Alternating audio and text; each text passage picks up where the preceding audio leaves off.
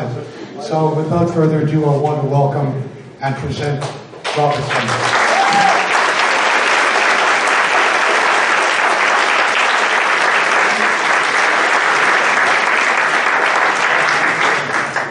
Thank you so much. I have to ask your pardon if I am a little bit distracted tonight, a little bit of a family crisis. I just heard from back home that my brother, he thinks he's a moth. And he actually ran this evening into a dentist's office, and he said to the dentist, "Doc, I think I'm a moth." And the dentist said, "Well, you need a psychologist. You don't need a dentist. What are you doing in my office?" And my brother said, "Your light was on." And that, I think, encapsulates, in a nutshell, the age of absurdity and enforced unreality that we live in. When we have our governments and the people who are elected to represent and protect us saying, "Yes, he's a moth, and if you don't think so, you're in serious trouble."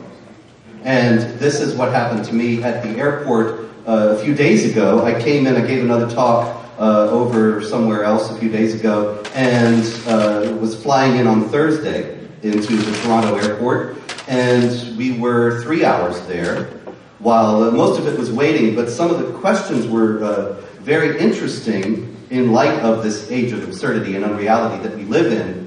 I didn't know, they didn't tell me. They said, there's going to be a little delay, we're running some checks. And I said, "What kind of checks?" And the answer was, so we waited for these checks. And finally, they called us over, and they're going through everything. They're going through everything that I have. And so I had some prescriptions, and you know, with the prescriptions, there comes a description from the drugstore, from the pharmacy, about all the whatever, the contraindications and the molecular structure and everything. And the guy's reading it very closely and turning the page, and I think, if you're so interested in that, why aren't you a pharmacist? And he's going through the Quran every page, and I thought, oh, now you're getting to the hate speech. But he wasn't really interested in the Quran, what the Quran said. He was interested, I had these papers in here, notes from talks past, where I jot down a few things that I want to remember to say. And he's scanning every one of these. Where's the hate speech? And I didn't know, actually, at that time, that was what he was looking for. It wasn't until one of his colleagues came by, and he said, so, JDL. And I said, yeah. And that was that. And then he says, have you ever spoken in Europe? And I said, yes. Oh, really, where? And so I started listing off the countries. I've spoken in most of the countries in Europe at one time or another. And I get to Germany, and he says, you spoke in Germany? And I said, yeah, I spoke in Germany. And he said, oh, I'm surprised, because they have very strict hate speech laws. Now, it was clear then what that was all about, and what they were looking for, and why they're searching through my socks and everything. They were looking for the hate speech. And they took down, by the way, the address of every place that I was speaking, the time I was speaking. So I want to give a greeting to the Trudeau government official who's here tonight. If you'd like to stand up and be acknowledged.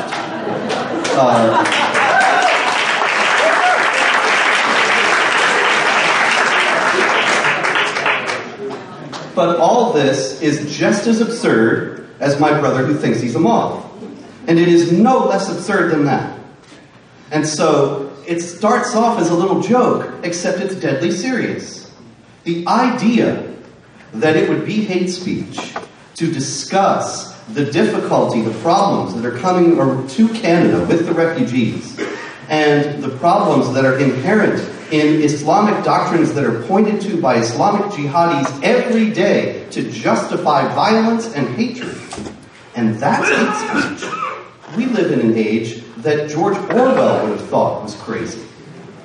And there is absolutely no mitigating that. The problem is that day by day, as we live in it, we become inured to it. And we become used to it, and it becomes, like the frog in the old story about you want to boil a frog, you don't throw the frog into the boiling water, he'll jump out. You throw the frog into the cool water, and he thinks, this is great, I love this. And, oh, it's getting a little warmer. Well, it's still okay. And it's getting a little warmer, and a little warmer, and a little warmer, until it's far too late. You know, I had a very graphic illustration of just how dangerous that process is and how it can sneak up on us without realizing. A couple years back, I was reading the diary of Victor Klemperer. I don't know if you know Victor Klemperer. He's a very fascinating figure from World War II. He was a German Jew in Germany, and he was married to a non-Jew. And so that was the one loophole and exception that enabled him to remain in Germany. He was in Germany through the whole of World War II. And of course, he suffered terrible depredations and hardships and occasional violence, but he survived the war. And he kept a daily diary, which is an extraordinary document of what it was like to live in Nazi Germany.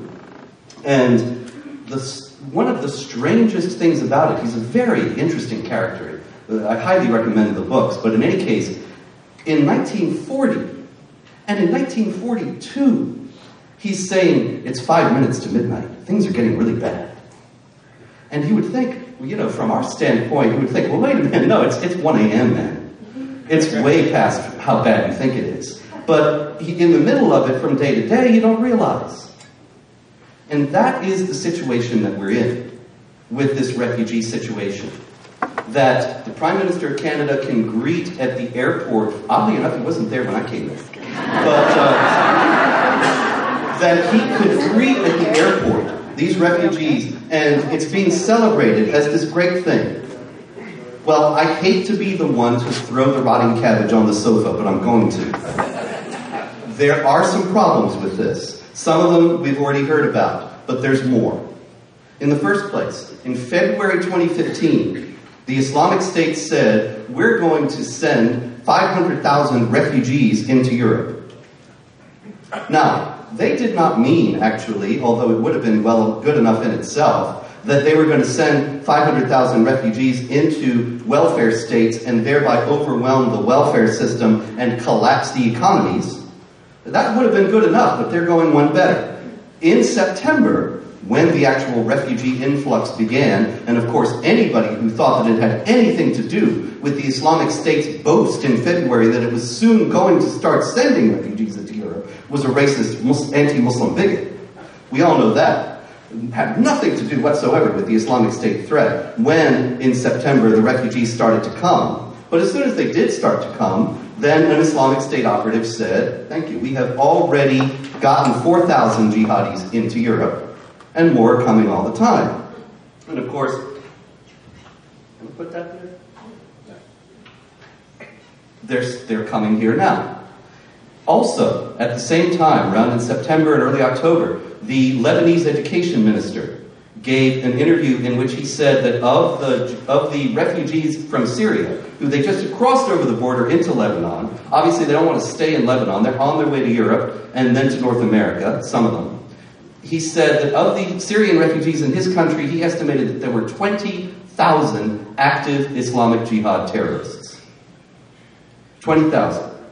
And there are also some strange details about these refugees themselves. In the first place, this is supposed to be a refugee crisis from Syria, where there's a war. However, it has been determined that 50% of the refugees are not Syrians. They're Moroccans, they're Algerians, they're Pakistanis, there are any number of the nationalities where there is no war. And there is a brisk black market in forged Syrian passports that they use to get into Europe and to Canada as refugees. Now, why on earth would somebody from Morocco or Algeria decide to get a fake Syrian passport and go into Europe? What on earth would be the objective? Well, let me suggest to you that the answer to that lies deep in Islamic history, back to the origins of Islam. Some of you, I'm sure many of you may know, that the year 1 of the Islamic calendar is a bit counterintuitive. You know that in the Islamic calendar, we're in the middle of the 15th century, and the year 1 is not the birth of Muhammad, and is not the death of Muhammad, and is not when Muhammad became a prophet. What is the year 1 of the Islamic calendar? The year 1 of the Islamic calendar is the Hijrah.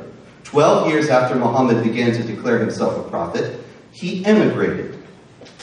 That's what the word means, emigration. hijra.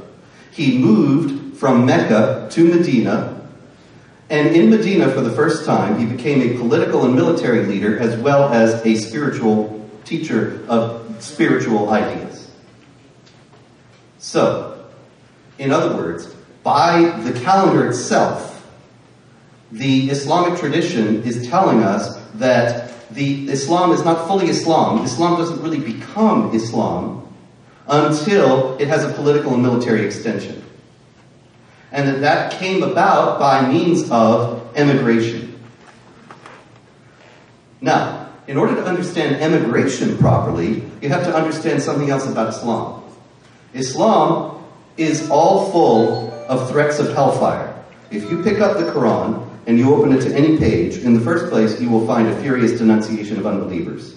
I challenge you to find any page of the Quran that does not contain a furious denunciation of unbelievers.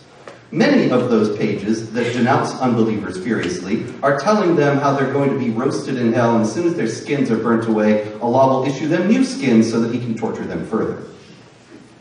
How do you escape hellfire? In the Quran, it says that if your good deeds outweigh your bad deeds, this is chapter 21, verse 47, if you'd like to look it up. If your good deeds outweigh your bad deeds, you'll go into paradise. If your bad deeds outweigh your good deeds, you'll go to hell. How much do your deeds weigh? How many good deeds have you done? How many bad deeds have you done? How does anybody know? And so that very criterion creates more fear. That every Muslim who is pious and knowledgeable and afraid of hell is going to think, I could very well go to hell just based on my living my life day to day, because I may have committed more bad deeds than good, or my bad deeds might outweigh my good ones, and I just don't know. However, there are two places where there's a little bit of a guarantee. Do not pass go, do not collect $200. That's going to jail. This one goes up. You go straight to paradise. And that is in chapter 9, verse 111, which says that paradise is guaranteed to those who kill and are killed for Allah. And that's why people strap on suicide vests and blow themselves up in crowds of infidels, because they know if they kill some infidels and they get killed in the process, they're in. No worries about hellfire. Where's the other? Chapter 4, verse 100. Chapter 4, verse 100 says, He who emigrates in the way of Allah will find in the earth enough room for refuge, like in Canada, and plentiful resources. And he who goes forth from his house as a migrant in the way of Allah and His Messenger, and whom death overtakes, his reward becomes incumbent upon Allah. His reward becomes incumbent upon Allah. See, if you leave your country and go to a new country in the cause of Allah, not just to go get a new job, a better job, and a nice house, courtesy the welfare system. If you go and emigrate in the cause of Allah, then your reward is incumbent upon Him. He owes it to you to give you your reward, to go to paradise. And so you're all set. Now, what does it mean to emigrate in the cause of Allah? Well, therein lies another story. A few years back, there was a controversy in Minnesota about a school called the Tariq Ibn Zayed Academy. And the Tariq Ibn Zayed Academy was a public school, so it got public money from Department of Education or whoever. And a public school in the United States, of course, is not supposed to be teaching any religion. But the Tariq Ibn Zayed Academy was in a building with a mosque. All the students were Muslims. They stopped for prayers. They studied Quran. It was not an ordinary public school. Well, maybe it's a public school circa 2025 or 2050, but not now. So there was a controversy about it, and the Tariq Ibn Zayed Academy was ultimately closed. Okay, great. One thing that was interesting, though, was that nowhere in any of the coverage of all this controversy did anybody ever say, hey, who is Tariq Ibn Zayed? Why did they name the school after him? Why did they call it John Dewey Academy or Buckminster Fuller School? Who's Tariq Ibn Zayed? Is he some great Islamic educator? No. Tariq Ibn Zayed was one of the conquerors of Spain. And he's famous for landing on the beach in Spain and ordering the boats burned.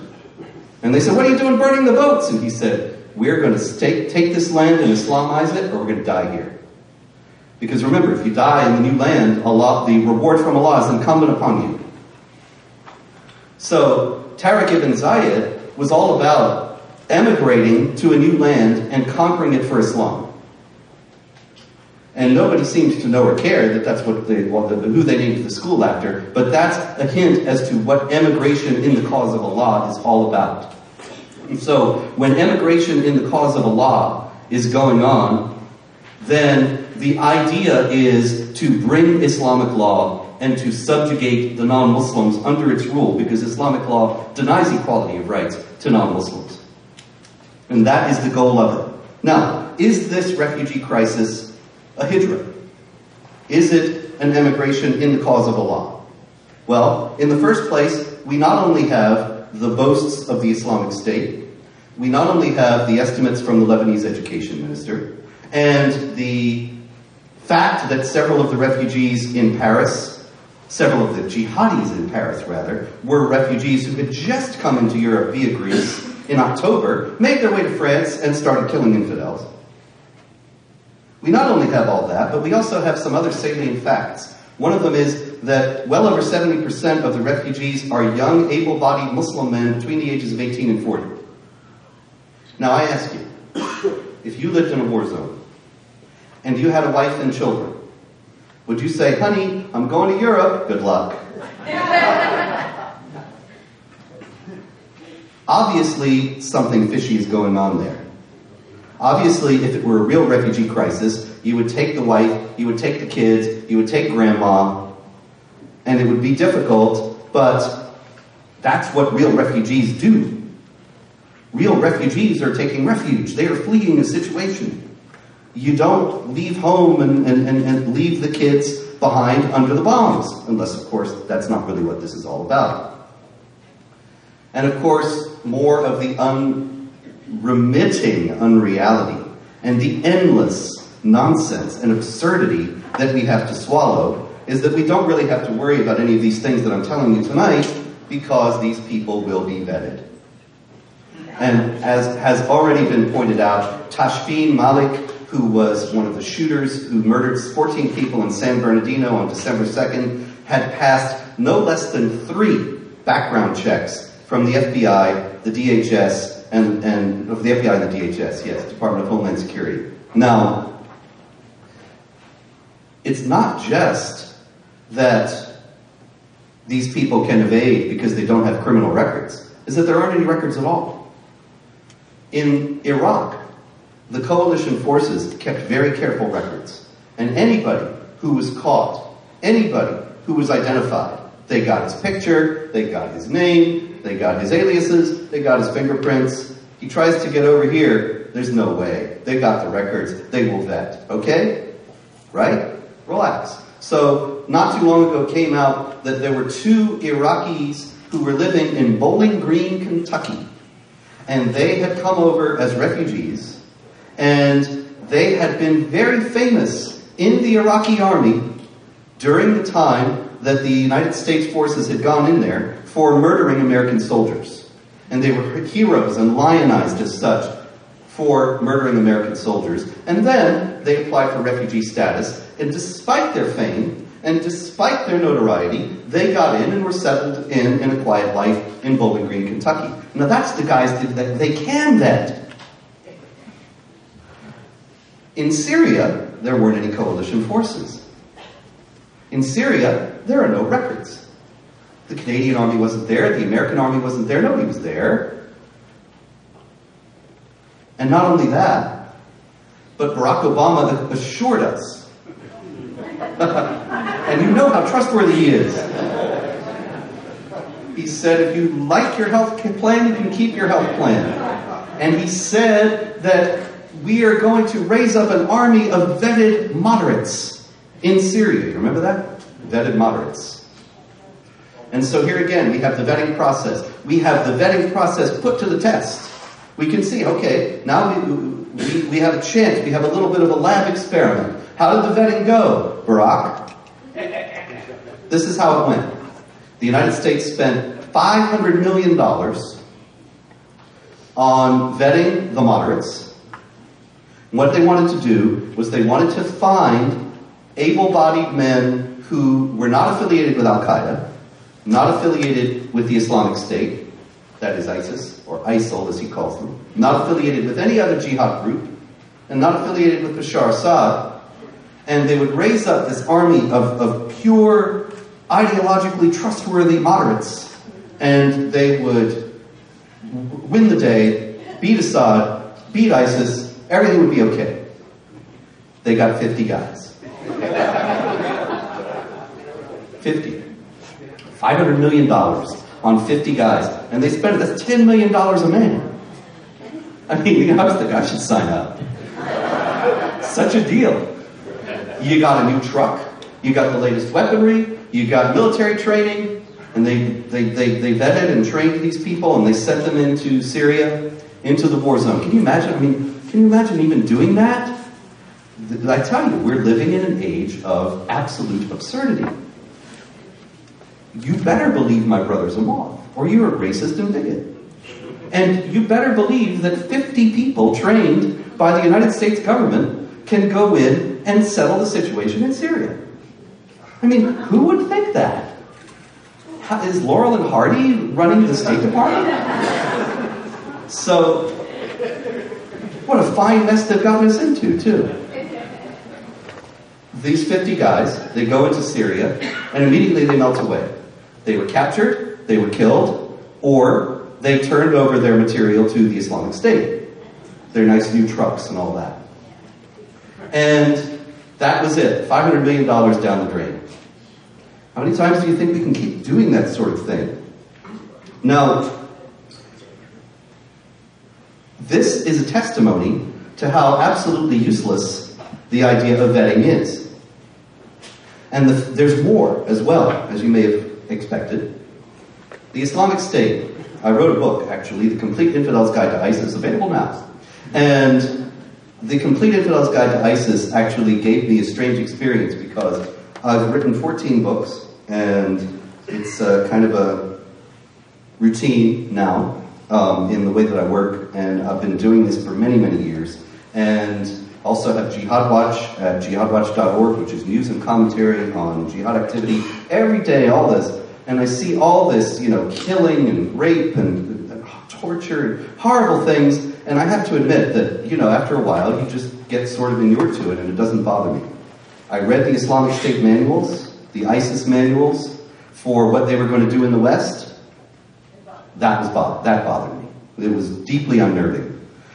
The Islamic State, or ISIS, by the way, that ISIS, ISIL, and the Islamic State are all the same thing. And the crowned heads, elected heads of the Western governments all refuse to call it by the name that it calls itself, the Islamic State, because they don't want to say that word Islamic. They want to pretend, here again, and admit more enforced absurdity, that the Islamic State has nothing to do with Islam.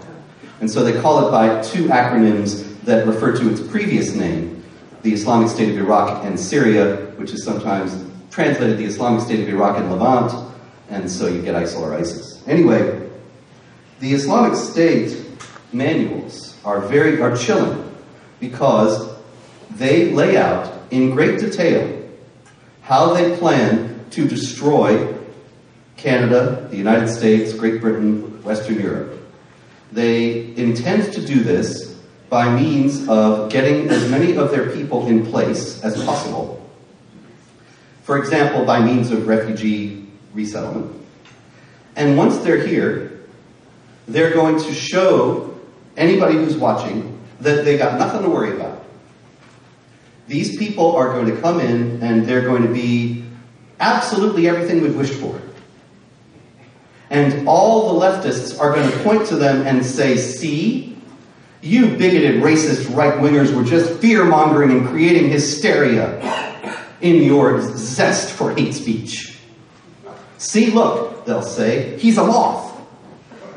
They'll say, look at him. He doesn't read the Quran. He doesn't go to mosque. He doesn't wear a long beard. He's not wearing a kaftan. He's a grateful, assimilated Canadian citizen. Loyal to the government, appreciative of secular government, happy to be here, grateful for the advantage Canada has given him. You know something? All that is what the Islamic State tells their operatives to do. They say, don't go in and be ostentatious about your Islam. Be a regular guy. Be a Westerner. And so, the idea is, once the time comes, then they will strike. And you see it already happening. Every time there's a strike, the news reports quote all their friends saying, well, I'm just shocked. I'm shocked. I didn't see this coming. You remember how Captain Renault was shocked in Casablanca when he said, I'm shocked that there's gambling going on here. And then the guy comes up, you're winning, sir. Oh. And that's how the families are all shocked in these cases. But there is an element of truth to it, that the people around them didn't know because they concealed what they were really all about. And the people that might raise alarm among Westerners, who are very ostentatious about their Islam, are not the Islamic State operatives. The Islamic State operatives are clean-shaven, or maybe wearing a little trim beard and a tie and carrying around a Quran.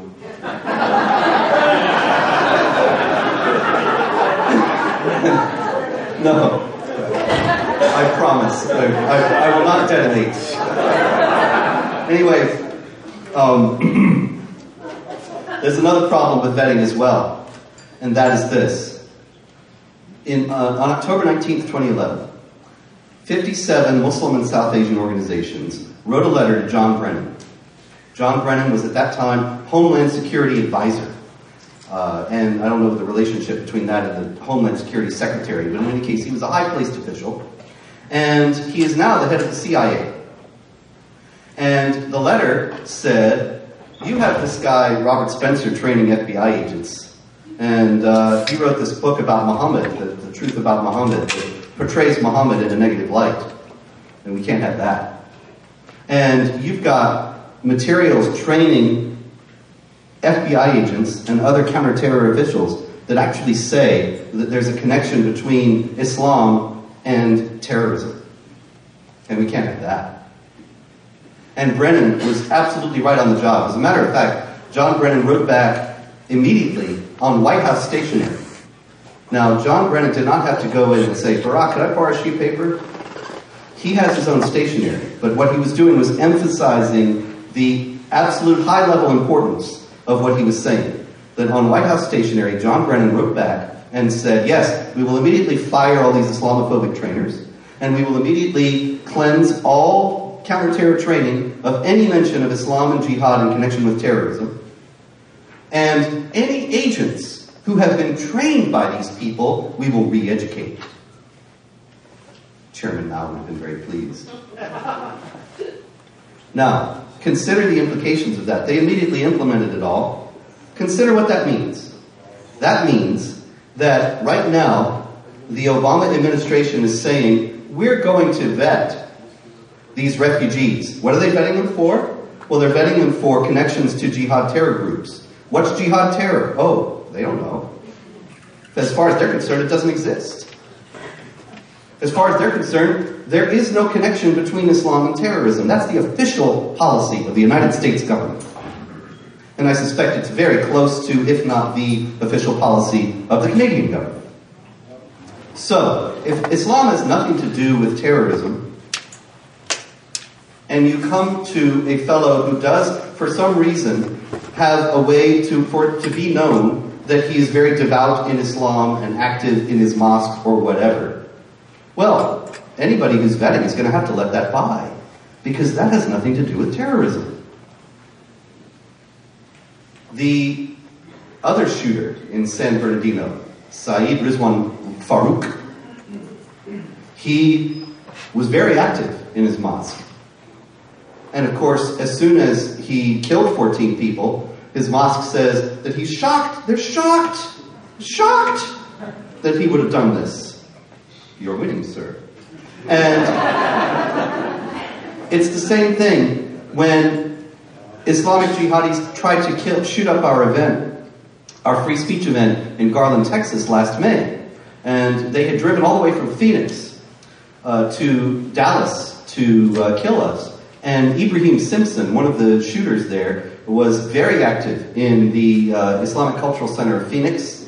And he was even featured in some of its promotional videos and so on. And there again, the mosque said, "We're shocked. How could this happen? How could he have misunderstood Islam?" Well, obviously, there's something going on with the mosques that is not being recognized. There is jihad preaching going on in the mosques, and it's the authorities in Canada and the United States are completely ignoring it. As a matter of fact, the two refugees, as has been pointed out earlier, the two refugees, Tamerlan and Dzhokhar Tsarnaev, who murdered several people at the Boston Marathon and wounded well over 100 with their bombs there, they were very active in the Islamic Society of Boston. And not long after the attack, the head of the FBI at that time, Robert Mueller, was being questioned by a congressman, the great congressman from Texas, Louis Gohmert. And Gohmert was saying, "Are you aware that this mosque was attended by the Tsarnaev brothers and by Afia Siddiqui, who's doing 86 years for trying to murder Americans for Al-Qaeda, and Tariq Mahana, who's doing 17 years for working with Al-Qaeda, and Ahmed Abu Samra, who became the propagandist for the Islamic State, responsible for a lot of their slick social media presence and so on. Were you aware of all that? Were you aware that it was founded by Abdurrahman al-Amoudi, who's doing 23 years for financing Al-Qaeda?" And Mueller said, and he said, "Did you go there? Had you investigated the mosque?" And he said, "Oh, yes, we were there for outreach." Well, you know what outreach means. Outreach means that they go to the mosque and they tell the Muslims there that they're not Islamophobic and that they are not focusing on Muslims when it comes to investigations of jihad terrorism. Because everybody knows that every religion can be susceptible to extremism and everyone can be radicalized, and Amish are just as likely to set off bombs in crowded places as Muslims are. And everybody knows that. But this is the absurdity that we live with and that we are so accustomed to. The problem with the mosques only exacerbates the problem of vetting. Because obviously, when these people get here, then they're going to go to the mosques. At least some of them. A lot of the Islamic State guys are not. They're going to go to the strip clubs and fool the infidel and enjoy themselves in the process. But the mosques are not then going to make sure that these people are vetted or that the people who are troublesome are put out.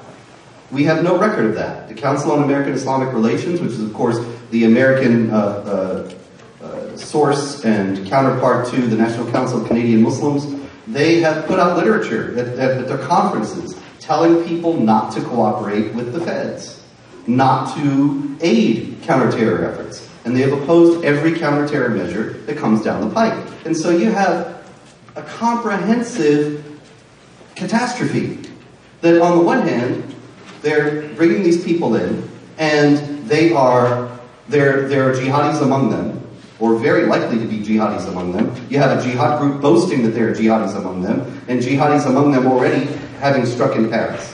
You have them coming in with the promise that they'll be vetted, and yet there are no records to vet them by, and no reliable way to vet them even if there were records, and even when there have been records, it's failed. And they come in, and they enter into the Islamic communities that have what nobody wants to talk about, a notoriously poor record of cooperating with efforts to weed out these people and make sure that they don't cause havoc. And so, at every step of this catastrophic process, it's enforced. He's a moth. You have to believe in these absurd, absolutely counterfactual ideas, or you're rendered outside the realm of acceptable discourse. The idea that this is not going to have terrible consequences is unfortunately naive in the extreme. And the idea that this will never bear bitter fruit is ridiculous. So, here we are in this situation. What can we do now? Well, unfortunately, the people who enforce all this absurdity and unreality control the government, the media, the educational system, the entertainment industry. Other than that, everything's great. The only thing we have on our side, however, is the most powerful weapon of all, and that is the truth. And all this absurdity that is put out for us every day will increasingly show itself to be absurd. It cannot help it, because that's what it is. And the truth will out. It can't help it, because it is the truth, and truth is just reality. Reality cannot be hidden. Solzhenitsyn lived in a terrible totalitarian system that enforced upon its people with far greater brutality than we have here so far, and God forbid, I hope it never comes here. But they enforced upon their people all these absurd notions and unrealities on pain of death. And Solzhenitsyn likened it to a blade of grass covered over by the sidewalk, and the concrete presses down on you and blocks out all the light and kills you. Except, he pointed out, that even the blades of grass, who were so much weaker than the concrete, they break the concrete and poke through. And the truth can never be hidden. Ultimately, every time they win, they lose. Every time that they win and bring over 25,000 jihadis and then 50,000 and more, not 25,000 jihadis, excuse me, 25,000 refugees, among whom there will most likely be jihadis. But you only need a few. It only took 19 to kill 3,000 people on 9/11. Anyway, every time they do that, they will not escape reality. And reality will strike. So unfortunately, the best that I can offer you is the fact that as things get worse, they will get better. Because as the consequences of these disastrous policies begin to show, then more people will wake up.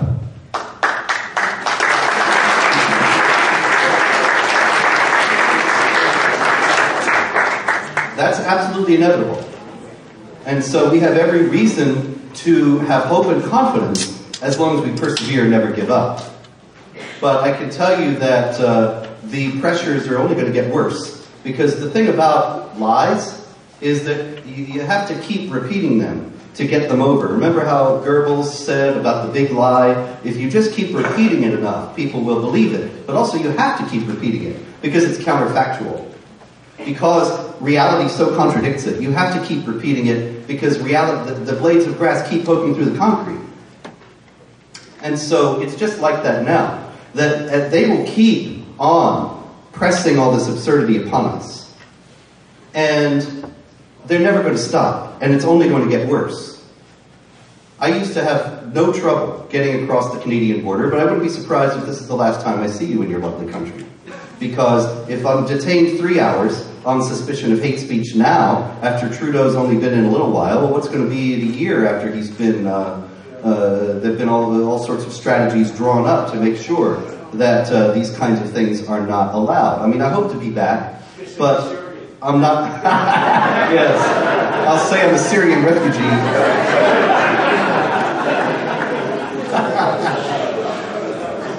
Yes, so... But the point is, it's obviously not just about me. It's about the increasing pressures that will be brought to bear to try to enforce their lies upon us. And so it is up to all of us. And insofar as you become an activist, remember that, people aren't born activists. And people aren't elected to be the next activist. And I never thought I was going to be doing this. I'd rather be playing the saxophone. But I used to play, but luckily you're spared that. But anyway, it's up to all of us. Nobody's going to do this for us. And you can have tremendous influence in your own spheres, with your own talents and your own time, to influence those around you. And it is incumbent upon us to do this now. The stakes are very high. But remember that even no matter how hard things get, there's just no way we can lose this. Because there's no way that they are going to enforce this unreality upon us and drown out the truth forever. Can't be done. Thank you very much.